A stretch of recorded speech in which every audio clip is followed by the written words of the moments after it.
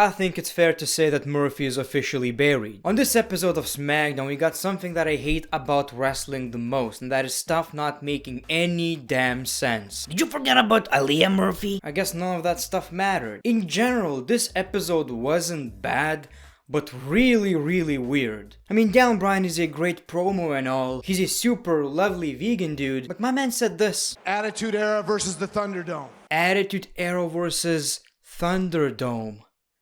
That's why this match is so appealing.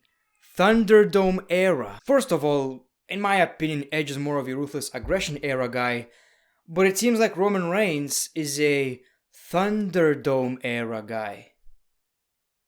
Can we just call it PG again? Welcome everybody to a brand new episode of Greatness of SmackDown. How are you guys doing today? So like I've said, we got something that I really hate about wrestling on this episode, which is stuff not making any sense. In this case, which felt like 5 years of storyline that all of a sudden gets forgotten. So what happened between Murphy and Aaliyah?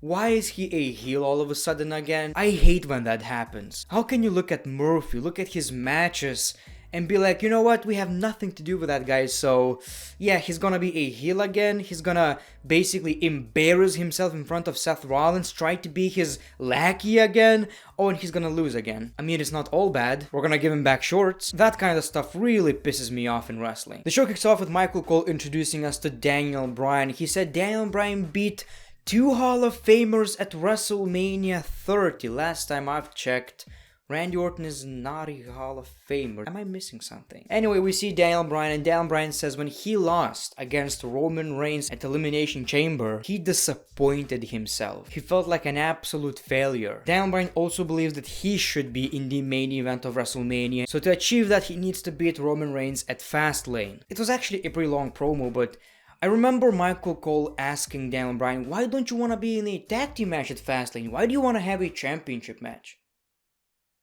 Michael, that's the most obvious question you could ask. Obviously, he wants a championship match. A tag team with Edge or a championship match? What a tough decision to make. Reigns, Uso, and Paul Heyman interrupt. Roman Reigns says Daniel Bryan is not ambitious. He doesn't love this. I love wrestling. Daniel Bryan needs wrestling. So, basically Roman Reigns acts like he's the biggest star, which is true, and he says, all of these people, everyone in the back need me. The cameramen need me. The referees need me. And once Jey Uso will beat Daniel Bryan tonight in a steel cage match, Daniel Bryan will also realize that he needs him, and then he will acknowledge him. Daniel Bryan's road to WrestleMania ends tonight. Also a nice little detail, we got exactly what we saw last week, Jey Uso attacking Daniel Bryan, but this time, Daniel Bryan outsmarted Jey Uso. So yeah, that's your main event of SmackDown. Daniel Bryan versus Jey Uso. If Daniel Bryan wins, he's going to be in a main event of Fastlane, your favorite pay-per-view of the year. You guys already know how I feel about this story, but this whole Daniel Bryan promo kinda makes me believe there's a slight chance we might get Edge versus Roman Reigns versus Daniel Bryan. I don't know how that makes any sense, but I wouldn't be surprised if that happens, even though it wouldn't actually be a bigger match. We see the Street Profits in the ring, and then we got Sami Zayn with his documentary crew. The only reason they won last week is because of a fluke. He gets interrupted by King Corbin, and Corbin says we're not tag team partners, but obviously Sami Zayn doesn't think so. He wants to tag with King Corbin. But this is gonna be a singles match, Corbin versus Montez Ford, which was actually pretty fun. And dude, I gotta admit, that's the first time probably I actually like King Corbin. With Sami Zayn's help, King Corbin wins the match. Sami Zayn now wants Corbin's help, but he accidentally hits him, so Corbin just leaves, and Sami Zayn is, well, disappointed. Like I've said, that's the first time I actually enjoy King Corbin's stuff, and that's probably because of Sami Zayn. This whole story, I really like it. It has that Team Hell No vibe.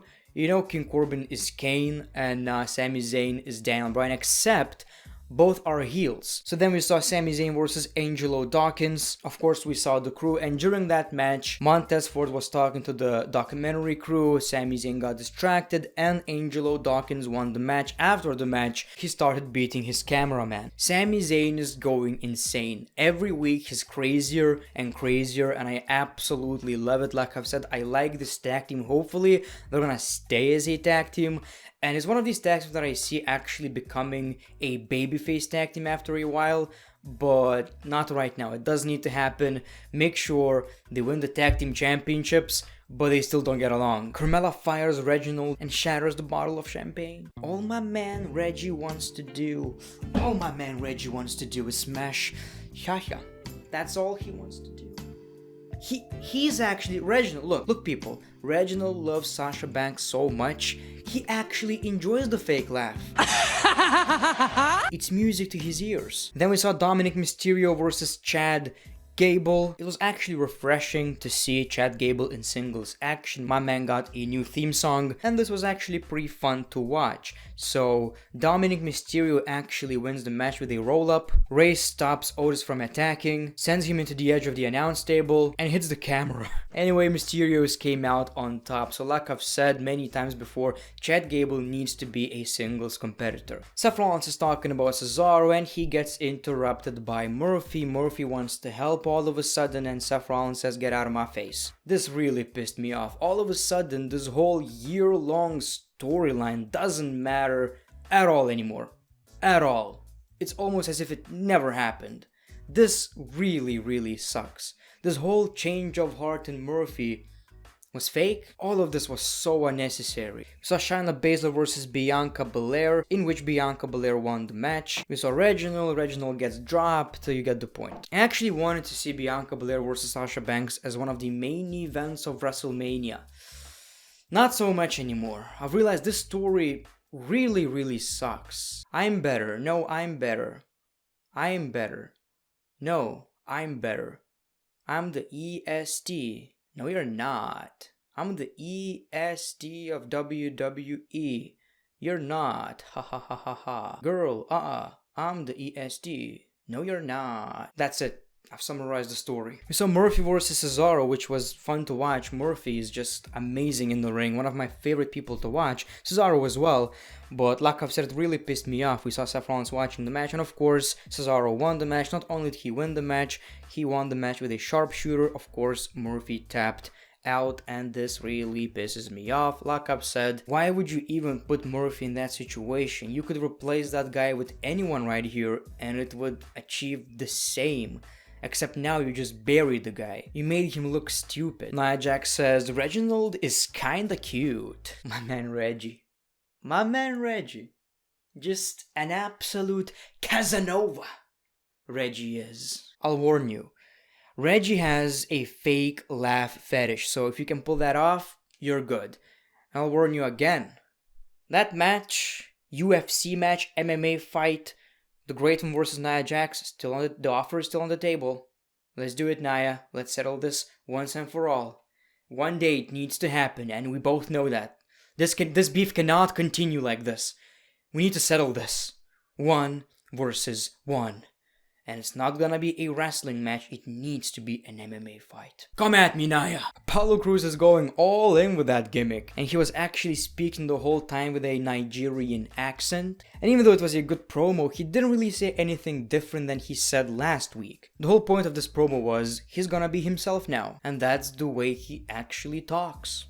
So, I love this gimmick. I actually think it has a lot of potential, but we didn't really get anything new.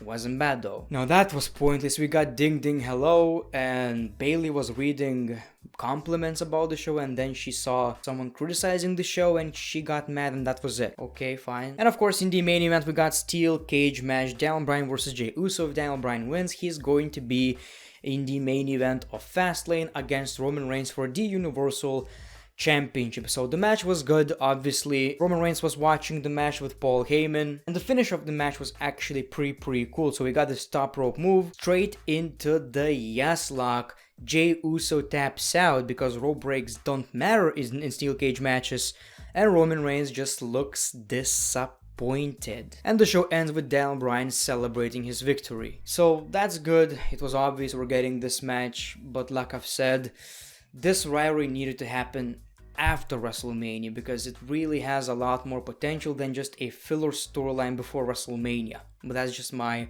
opinion. So that was your SmackDown.